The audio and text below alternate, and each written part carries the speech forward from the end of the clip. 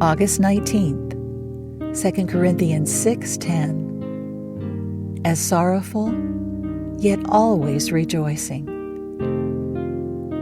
Sorrow was beautiful, but her beauty was the beauty of the moonlight shining through the leafy branches of the trees in the wood, and making little pools of silver here and there on the soft green moss below. When sorrow sang, her notes were like the low, sweet call of the nightingale, and in her eyes was the unexpectant gaze of one who has ceased to look for coming gladness. She could weep in tender sympathy with those who weep, but to rejoice with those who rejoice was unknown to her. Joy was beautiful too, but his was the radiant beauty of the summer morning. His eyes still held the glad laughter of childhood, and his hair had the glint of the sunshine's kiss. When Joy sang, his voice soared upward as the lark's, and his step was the step of a conqueror who has never known defeat. He could rejoice with all who rejoice, but to weep with those who weep was unknown to him. "But we can never be united," said Sorrow wistfully. "No, never." And Joy's eyes shadowed as he spoke. "My path lies through the sunlit meadows, and the sweetest roses bloom for my gathering, and the blackbirds and thrushes await my coming to pour forth their most joyous lays." "My path," said Sorrow, turning slowly away, "leads through the darkening woods.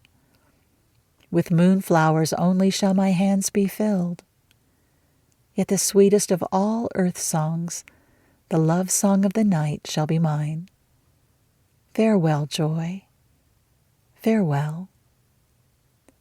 Even as she spoke, they became conscious of a form standing beside them, dimly seen, but of a kingly presence, and a great and holy awe stole over them as they sank on their knees before him. "I see him as the King of Joy," whispered Sorrow. "For on his head are many crowns, and the nail prints in his hands and feet are the scars of a great victory. Before him all my sorrow is melting away into deathless love and gladness, and I give myself to him forever." "Nay, Sorrow," said Joy softly, "but I see him as the King of Sorrow, and the crown on his head is a crown of thorns, and the nail prints in his hands and feet are the scars of a great agony.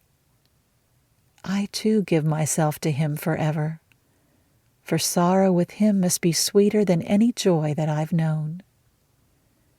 "Then we are one in him," they cried in gladness, for none but he could unite joy and sorrow.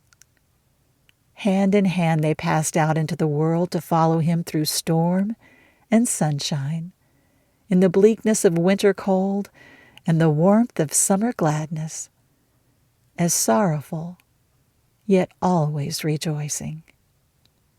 Should sorrow lay her hand upon thy shoulder and walk with thee in silence on life's way, while joy, thy bright companion once, grow colder, becomes to thee more distant day by day, shrink not from the companionship of sorrow.